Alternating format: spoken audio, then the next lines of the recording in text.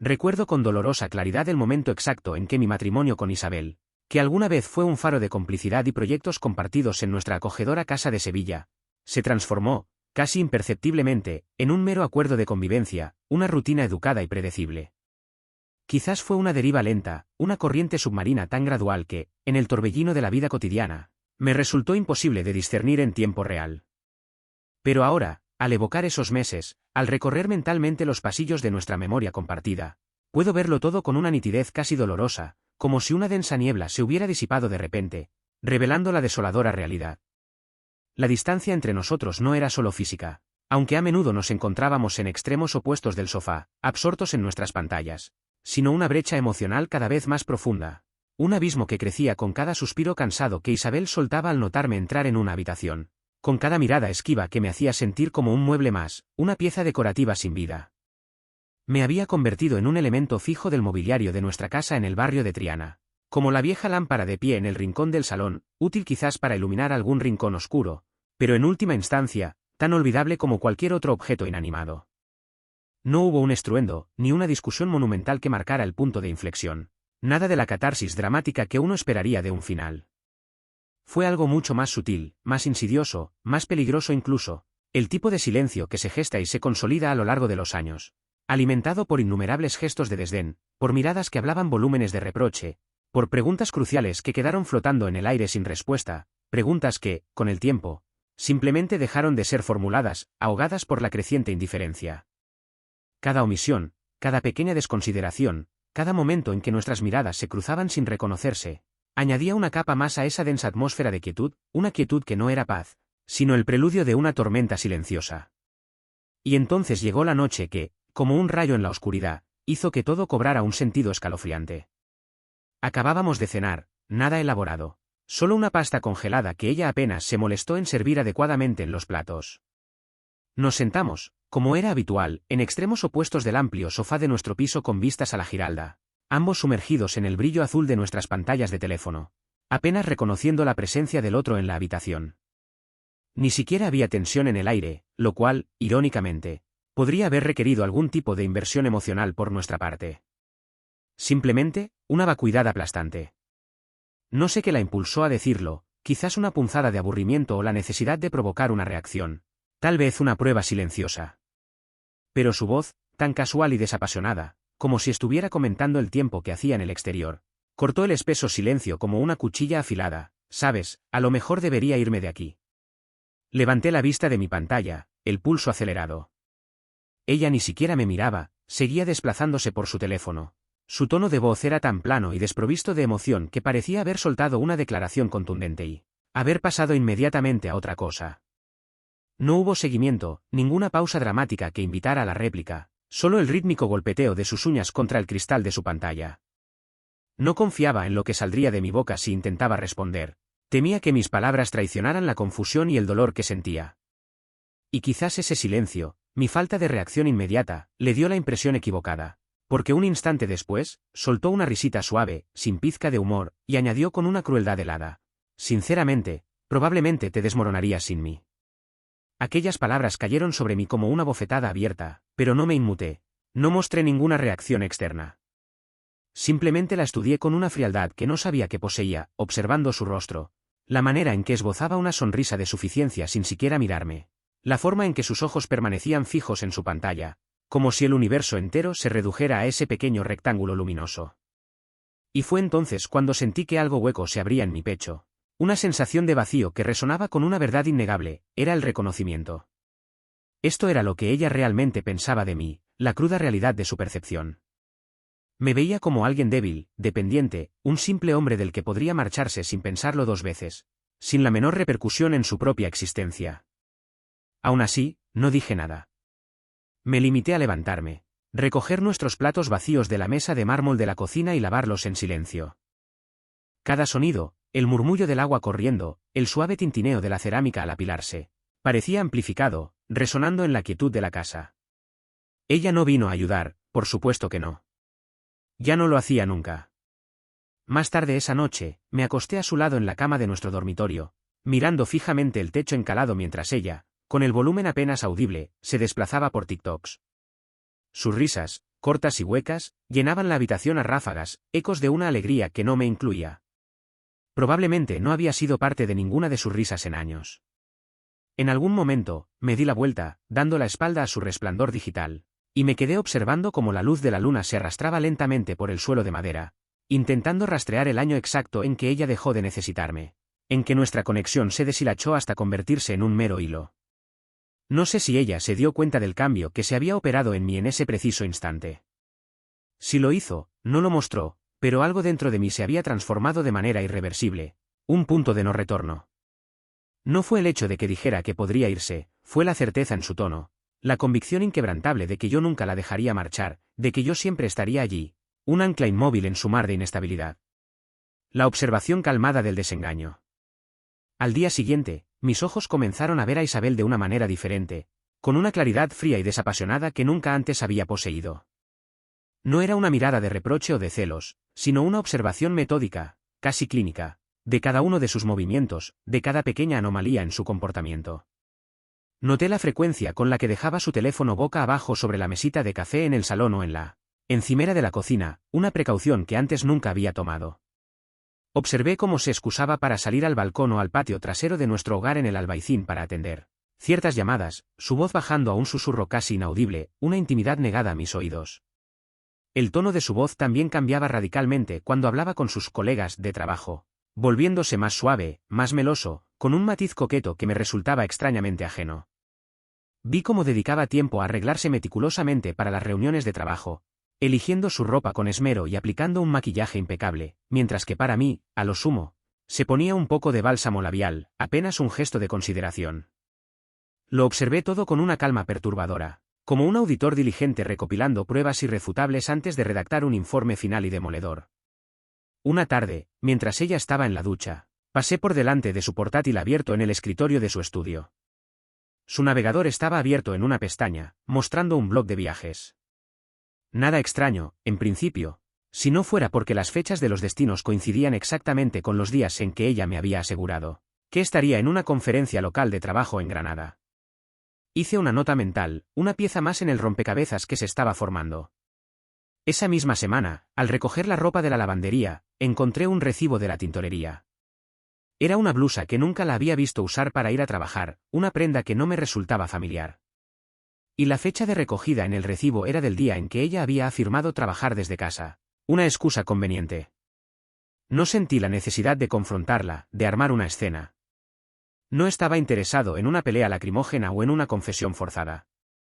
Lo que buscaba era claridad, una comprensión inquebrantable de la situación. Y cada pequeña inconsistencia, cada detalle discordante, estaba pintando un cuadro mucho más claro y elocuente de lo que cualquier palabra o explicación podría haber logrado. El teléfono y la verdad desnuda. Unas noches más tarde, el destino me puso frente a la verdad. La escuché hablar por teléfono en la habitación de invitados, la puerta ligeramente entreabierta, dejando escapar fragmentos de su conversación. Se reía, una risa suave y ligera, una risa que me trajo un escalofrío de familiaridad, la misma forma en que solía reír conmigo en los primeros años, cuando nuestra conexión era palpable. Luego, su voz bajó a un susurro apenas audible, cargado de una complicidad que me apuñaló el corazón. No, él no tiene ni idea, dijo con una ligereza escalofriante, él no haría nada de todos modos. Aquello fue el golpe de gracia, no tanto la traición en sí misma, que sin duda dolió, sino la certeza absoluta en su voz, la forma en que hablaba de mí como si fuera una amenaza inexistente, un estorbo inofensivo. Era como si me hubiera relegado al papel de un simple proveedor, alguien que mantenía las luces encendidas y las facturas pagadas mientras ella, con una frialdad calculada, construía meticulosamente su ruta de escape hacia una vida que me excluía por completo. Ni siquiera di a entender que la había oído. Esa noche, la observé dormir a mi lado, serena y ajena a mi tormenta interior, y me di cuenta de algo que hasta entonces no me había permitido admitir, una verdad incómoda que había evitado enfrentar. Ella no se iba a marchar. Le gustaba la idea de amenazar con irse, de usarlo como una especie de espada de Damocles sobre mi cabeza, una forma de control. Pero no daría el paso a menos que tuviera un lugar mejor donde aterrizar, un hombre más rico, una salida más limpia y ventajosa. Y fue en ese momento, mientras la miraba respirar tranquilamente, cuando una resolución gélida se apoderó de mí. Ahora iba a darle exactamente lo que decía querer, una salida, una puerta abierta hacia esa supuesta libertad. Solo que ella aún no sabía que sería yo quien le abriría esa puerta. La quietud activa de la despedida. Hay algo peculiarmente poderoso en el silencio. Una vez que te entregas a él, una vez que lo abrazas conscientemente, deja de ser una ausencia de sonido para convertirse en una fuerza activa. No es pasivo, ni débil, como muchos podrían creer. Desde fuera, para cualquiera que nos observara, probablemente parecía que yo estaba deprimido, que me lamía las heridas en silencio, un hombre herido y resignado. Eso es exactamente lo que ella pensaba. Podía ver esa convicción en sus sonrisas de suficiencia, en la forma en que se movía por la casa con una ligereza renovada, más relajada, más envalentonada, como si se hubiera salido con la suya y esperara con impaciencia la próxima oportunidad para poner a prueba los límites de mi paciencia. Pero estaba equivocada. Yo estaba observando, registrando cada detalle, cada cambio. Noté cómo ahora se vestía con más esmero para sus reuniones de equipo, que terminaban tarde. Cómo bloqueaba su teléfono con contraseña, incluso cuando iba al baño.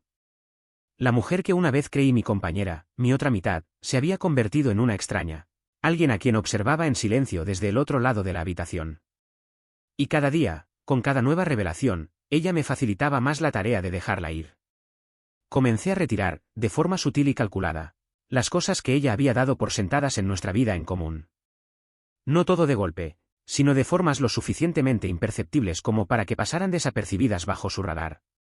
Dejé de llenar su tanque de gasolina cuando notaba que estaba bajo, una tarea que antes asumía religiosamente.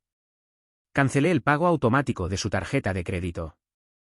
Ella solo se dio cuenta de esto cuando una compra fue rechazada en público, causándole una vergüenza momentánea, e incluso entonces, lo achacó al banco, como si fuera culpa de la entidad financiera. No la corregí. Cuando su coche hizo ese chirrido estridente en el camino de entrada de nuestra casa, lo mencionó durante la cena. Yo simplemente asentí y seguí comiendo, sin ofrecer solución alguna. El yo de antes, el de antaño, habría estado fuera con una llave inglesa a la mañana siguiente, intentando solucionar el problema.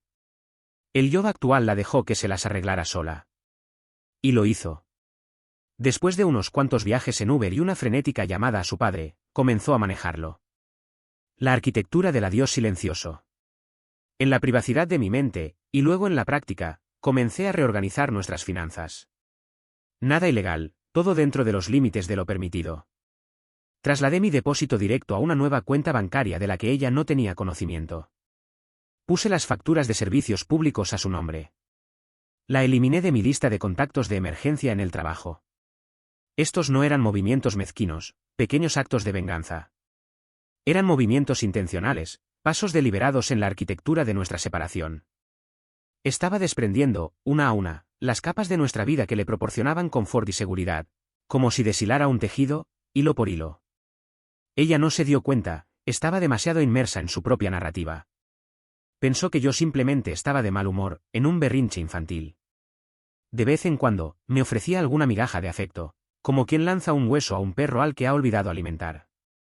Una mañana, me preparó café de la manera en que lo hacía cuando empezamos a salir, un gesto que evocaba tiempos mejores.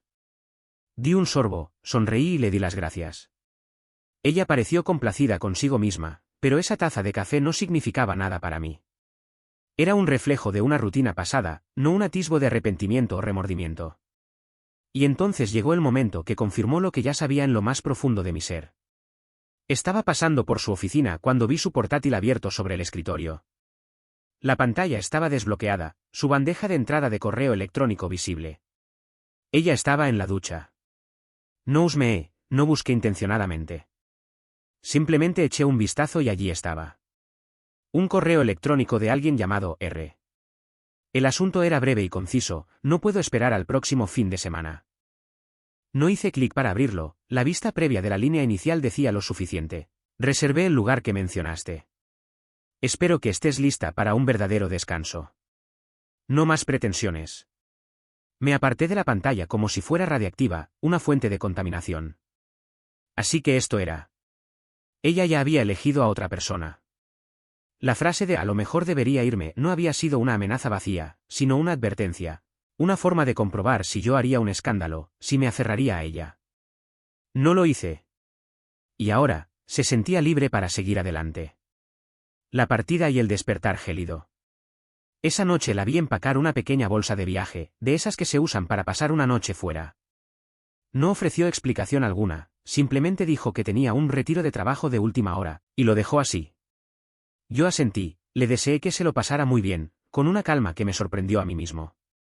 Mientras ella salía por el camino de entrada, observé desde la ventana de arriba, sorbiendo mi té. Estaba tranquilo, en paz.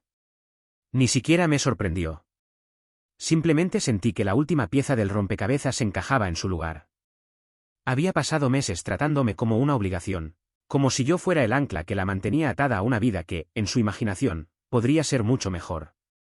Se había convencido a sí misma de que yo no podría funcionar sin ella, pero nunca se preguntó qué pasaría si yo simplemente la dejaba ir.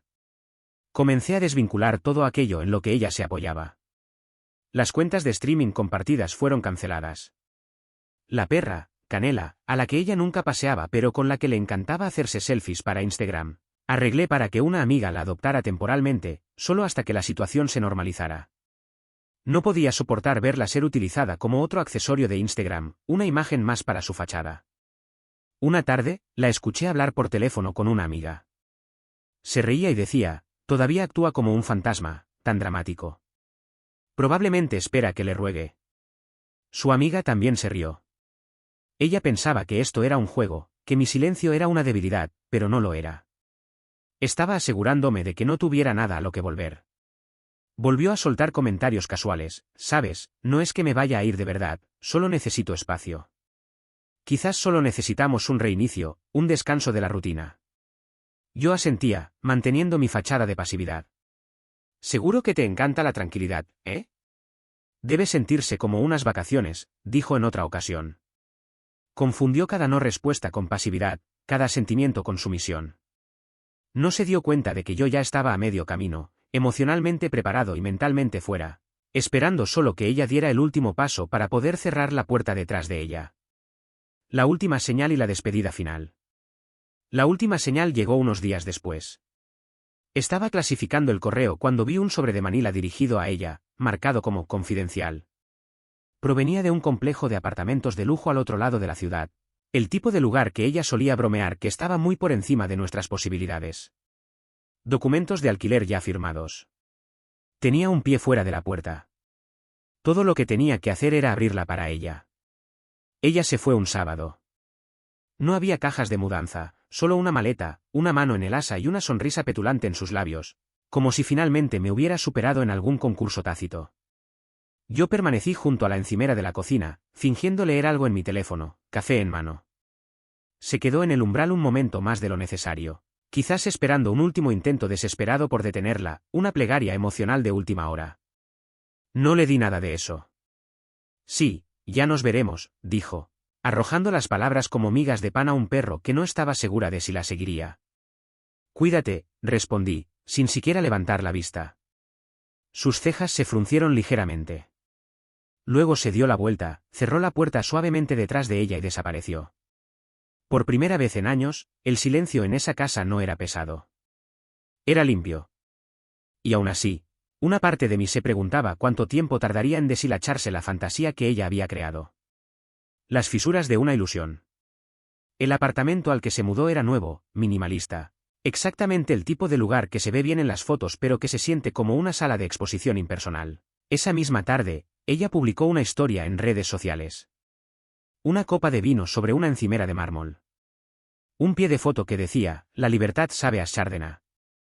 Había hashtags, por supuesto, almohadilla nuevos comienzos, almohadilla vibras de mi lugar. Los comentarios eran pura validación, así se hace, chica, muy orgullosa de ti, subiendo de nivel. Emojis de corazones y fuego adornaban las respuestas como confeti después de un desfile. Ella se veía radiante en las fotos. Pero claro, los filtros pueden difuminar cualquier cosa, incluidas las consecuencias. Al principio, la observé desde la distancia, no por anhelo, sino para medir cuánto tiempo tardarían en aparecer las grietas en su fachada. La primera llegó rápidamente. Ese lunes, me envió un mensaje sobre la factura de la luz. Se te olvidó pagarla, escribió, con una acusación casual. No, respondí. Ahora está a tu nombre. Ella envió un único signo de interrogación, seguido de unas líneas de risa forzada. Pero la conversación terminó ahí. La segunda señal llegó una semana después, cuando nuestra antigua amiga en común, Tina, me llamó.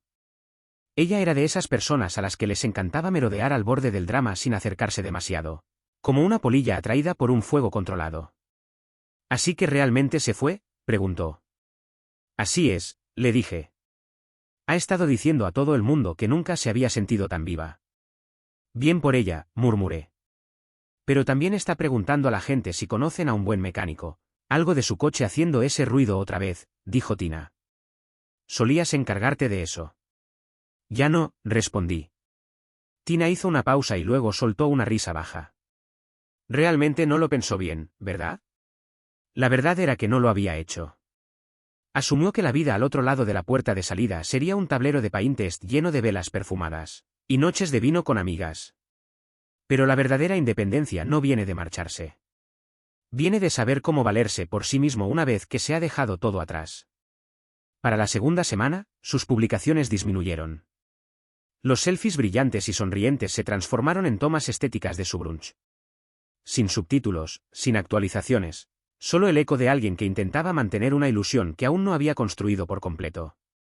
Luego llegó el mensaje de texto. Tarde en la noche, casi la medianoche. Hola, solo quería decir que lo siento si fui un poco dura antes. Sin contexto, solo una migaja, una forma de comprobar si yo seguía donde ella me había dejado, esperando en la metafórica puerta trasera con los brazos abiertos. 3 días después, otro mensaje, qué extraño no tener a la perra por aquí. La echo mucho de menos. Casi me reí. Ni siquiera recordaba el nombre de la perra al rellenar los formularios del veterinario. Pero ahora que no había nadie que llenara el silencio, de repente se había vuelto sentimental. Para finales de mes, su tono había cambiado por completo. ¿Podemos vernos? Solo para hablar. Nada serio. Creo que deberíamos aclarar las cosas. Significaba que empezaba a darse cuenta de que el nuevo hombre, si es que alguna vez lo hubo, no iba a llenar el vacío que ella había dejado. Significaba que su fantasía se estaba volviendo cara, solitaria y sorprendentemente frágil. Lo que ella no se dio cuenta fue que ya había cruzado una línea de la que no se regresa. Por la forma en que se fue, la manera en que lo manejó, como si estuviera cobrando en un casino, recogiendo fichas que nunca se había ganado. No tenía interés en arrastrarla hacia abajo. No tenía planes de arruinarla. Eso requeriría un esfuerzo que ya no estaba dispuesto a dar. Ella misma estaba haciendo un excelente trabajo desmoronándose sola. El eco de las consecuencias. Y entonces llegó la llamada. Era la voz de una mujer, tranquila, serena. Hola, creo que deberíamos hablar. Soy Laura. Estoy con el chico con el que se estaba viendo tu esposa. No respondí, simplemente escuché. Encontré mensajes, fotos. Ella le dijo que te iba a dejar. Él me dijo que dijiste que eras demasiado blando como para hacer algo al respecto. Pero ahora ella está apareciendo en su trabajo, llamando tarde, poniéndose muy intensa. Se mudó a un lugar propio, pero le está pidiendo que la ayude a pagar el alquiler. Dijo que está, temporalmente estancada. Me recosté en mi silla, mirando el techo. Pensé que debería saberlo porque parece que se está desmoronando y rápido. Le di las gracias, educado, distante. Cuando la llamada terminó, me quedé en silencio un rato, dejando que el peso de la información se asentara. Ella se fue pensando que estaba pisando la libertad. Pero todo lo que hizo fue cambiar la seguridad por una ilusión, un compañero por un sustituto temporal. Y ahora las consecuencias le estaban tocando el hombro. Una factura impagada, un mensaje sin respuesta, un encuentro incómodo a la vez. Todo lo que tenía que hacer era observar. Al comienzo del segundo mes, ella ni siquiera fingía ya. La mujer que una vez salió pavoneándose con fuego en los tacones y confianza en su paso se estaba desmoronando, a la vista de todos. Los mensajes de texto seguían llegando, menos compuestos cada vez. La redacción se volvía dispersa, el momento impredecible. ¿Puedes hablar? Mira, sé que las cosas se pusieron feas. ¿Me conoces? Yo solo, no estaba pensando con claridad. Ella estaba pensando con claridad cuando firmó ese contrato de alquiler, cuando reservó esa escapada de fin de semana con su cuando dijo a sus amigos que yo era el problema. Solo dejó de pensar con claridad cuando la fantasía perdió su brillo y las facturas seguían llegando. Ignoré cada mensaje. Hay un momento en cada colapso en el que la gente deja de buscar soluciones y empieza a rogar por un rescate. No pasó mucho tiempo antes de que otros también empezaran a notar el cambio en ella. Tina volvió a llamar. No está bien, dijo. Se presentó en la cena de cumpleaños de nuestra amiga llorando. Dijo que le está costando mucho adaptarse. También mencionó que pensó que lucharías por ella, lo que sea que eso signifique. No, ella no quería un compañero. Quería una reacción. Quería una prueba de que todavía era el centro del universo de alguien. Cuando eso no llegó, el silencio la golpeó como una bofetada. Empezaron a circular rumores. El nuevo chico, R, aparentemente la había gosteado. Un día, todo eran guiños y reservas de hotel. Al siguiente, la bloqueó en todas partes. Resultó que tenía un trabajo, mucho que perder, y ella nunca fue más que una emoción pasajera que no tenía intención de mantener cerca. Me enteré de esto por Laura, la mujer que me había llamado antes. Esta vez me envió un correo electrónico. Conversaciones, fotos, fechas, nada que no hubiera sospechado ya, pero verlo todo expuesto eliminó cualquier duda restante. El apartamento al que se había mudado ya tenía pagos atrasados. Su coche fue embargado en cuestión de semanas. Había ignorado la advertencia de servicio hasta que el motor se paró en medio del tráfico, sin cobertura de seguro para los daños. Se puso en contacto de nuevo, esta vez con un mensaje de voz. Su tono era diferente ahora, más lento, sin esa pequeña sonrisa petulante con la que solía aderezar cada palabra. Hola, sé que probablemente no quieres saber de mí. Lo entiendo. Yo solo, cometí muchos errores. Creí saber lo que quería, pero no lo sabía, y ahora ni siquiera sé por dónde empezar. Reproduje el mensaje una vez y luego lo eliminé. Quería que olvidara los meses que pasó tratándome como un obstáculo para su independencia. La forma en que se burlaba cuando mencionaba responsabilidades. Las acciones tienen gravedad. Ella no solo había tropezado. Se había lanzado por un acantilado y ahora se sorprendía de que el suelo no la atrapara suavemente. El regreso inesperado y la calma final. La próxima vez que me contactó, no fue a través de un mensaje de texto o una llamada. Fue a través de un amigo en común, Greg. Me pidió que hablara contigo, dijo, con voz cautelosa. Dijo que necesita ayuda. ¿Qué tipo de ayuda?, pregunté. ¿Alquiler? ¿Comida? Aparentemente, su tarjeta fue rechazada en la farmacia. No está muy bien. Asentí lentamente. Le dije que probablemente debería comunicarse directamente, pero también le dije que no debería esperar mucho. No debería esperar nada, corregí. Greg hizo una mueca, pero no discutió. Dijo que quiere verte. Negué con la cabeza. No queda nada que decir. Pero unos días después, lo intentó de todos modos. Se presentó en mi puerta. Sin previo aviso, sin cita, simplemente apareció, con un aspecto más pequeño de lo que recordaba. Su cabello estaba despeinado. Llevaba el mismo abrigo que le compré para su cumpleaños hace 2 años, el que una vez dijo que era bonito, pero no realmente su estilo. Abrí la puerta, pero no me hice a un lado para dejarla pasar. Hola, dijo. Tomó aire como si intentara estabilizarse. Yo, sé que soy la última persona que quieres ver, pero necesitaba hablar contigo cara a cara. Me crucé de brazos, esperando. Ella bajó la mirada a sus manos. Pensé que necesitaba espacio. Pensé que estaba atrapada. Que tal vez ya no te importaba. Y entonces todo se descontroló y yo simplemente, no sabía cómo arreglarlo. Aún así, permanecí en silencio. Cometí errores. Fui egoísta. Pensé que irme me daría claridad. Pero todo lo que me dio fue un espejo. Su voz se quebró al final. Levantó la vista entonces, buscando algo en mi rostro. Comprensión, un rastro del hombre que solía correr a resolver sus problemas. Pero yo ya no era él. ¿Qué quieres?, pregunté, con voz firme. Solo una oportunidad para hablar. Tal vez arreglar las cosas. ¿Arreglar qué?, pregunté. Tomaste tu decisión. Te marchaste. Lo sé, pero me equivoqué. Miré más allá de ella hacia la calle. Su coche, un Uber, esperaba con el motor en marcha. Deberías volver a subir antes de que se marche. Sus ojos se llenaron de lágrimas. ¿Así que eso es todo? Asentí una vez. Eso es todo. Permaneció un segundo más, luego se dio la vuelta, más lenta ahora. La confianza se había ido. La certeza se había desvanecido.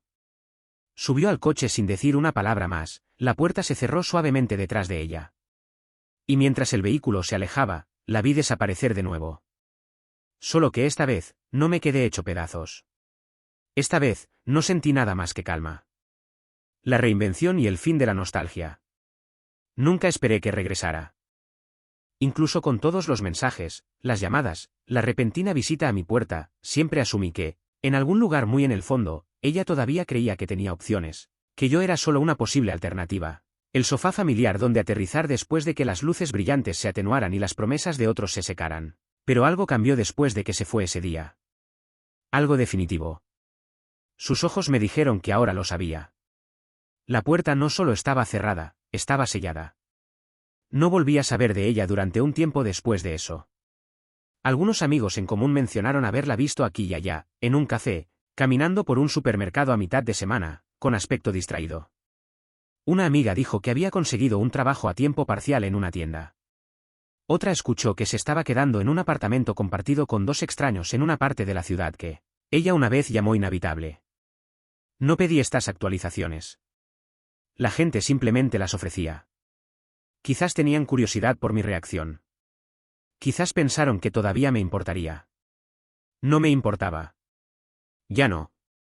Lo que sentía ahora era algo más frío, algo más limpio. Desapego, como ver una vieja película que una vez amaste, pero con la que ya no te sientes identificado. Recuerdas la trama, pero has superado a los personajes. La casa había cambiado. Muebles nuevos, una distribución diferente, incluso un olor distinto. Las sombras que ella dejó atrás habían sido despejadas. Cada pieza de decoración que ella eligió fue reemplazada por algo que yo elegí con intención. Volví a cocinar. Comidas de verdad. Recordé cuánto me gustaba el ritmo de la cocina, el picar, el cocer a fuego lento. Había algo terapéutico en crear algo que no necesitaba la aprobación de nadie para sentirse completo. Los fines de semana, hacía largos viajes en coche sin destino. Solo yo, la carretera y una lista de reproducción que no había tocado en años. Canciones que había olvidado. Letras que, de alguna manera, tenían más sentido ahora que cuando estábamos juntos. Veía gente, no en el sentido romántico, pero me reencontré con viejos amigos, volví a correr. Me apunté a una clase de fotografía local simplemente porque una vez me dije que lo haría y nunca lo hice. Mi mundo se volvió más ligero porque finalmente me había adentrado por completo en él. Y entonces, una tarde, recibí la carta, escrita a mano. Sin nombre en el sobre, pero la letra era inconfundible. Dentro, solo una página. Decía que no escribía para rogar. Ya sabía más. Solo quería que supiera que entendía que todas las cosas por las que me culpaba, el aburrimiento, el silencio, el supuesto estancamiento, no eran el resultado de mis deficiencias. Eran el reflejo de su propio vacío. Admitió que había estado persiguiendo una sensación, una versión de sí misma que se había convencido de que merecía, más libre, más admirada, perpetuamente validada. Pero esa libertad tuvo un precio que ella no había calculado. Dijo que se había perdido a sí misma tratando de escapar de una vida que nunca apreció del todo hasta que se fue. No había ninguna solicitud de reconciliación, solo una línea final. Ahora veo que nunca fuiste de quien necesitaba huir. Doblé la carta lentamente y la puse en el cajón al lado de mi cama, porque tampoco quería destruirla. No era un arma. Era un marcador, un recordatorio de donde se dividió el camino. La paz del presente. Pasaron semanas, luego meses. Una noche, me quedé en la cocina mirando el patio trasero. Las luces navideñas colgadas a lo largo de la valla parpadeaban suavemente con la brisa. Canela, la perra, había regresado después de su breve estancia de acogida y roncaba suavemente en su cama. Una cazuela se estaba horneando en el horno y Miles Davis tarareaba desde los altavoces en la esquina. No era nada espectacular, pero era honesto y era mío. Pensé en ella brevemente, no con arrepentimiento, solo con curiosidad sobre lo lejos que había llegado, sobre si alguna vez encontraría lo que buscaba. Pero ese pensamiento pasó rápidamente, reemplazado por la calidez del presente. Verás, en el momento en que ella amenazó con irse, esperaba pánico. Lo que obtuvo, en cambio, fue libertad. Lo mismo que decía querer. Y cuando finalmente se dio cuenta de lo que esa libertad realmente costaba, el silencio, la soledad, La verdad de que nadie vendría a arreglar sus errores, ya era demasiado tarde. Ella se adentró en las consecuencias de sus propias acciones. Y yo la vi hacerlo, no con venganza en mi corazón, sino con la claridad de un hombre que finalmente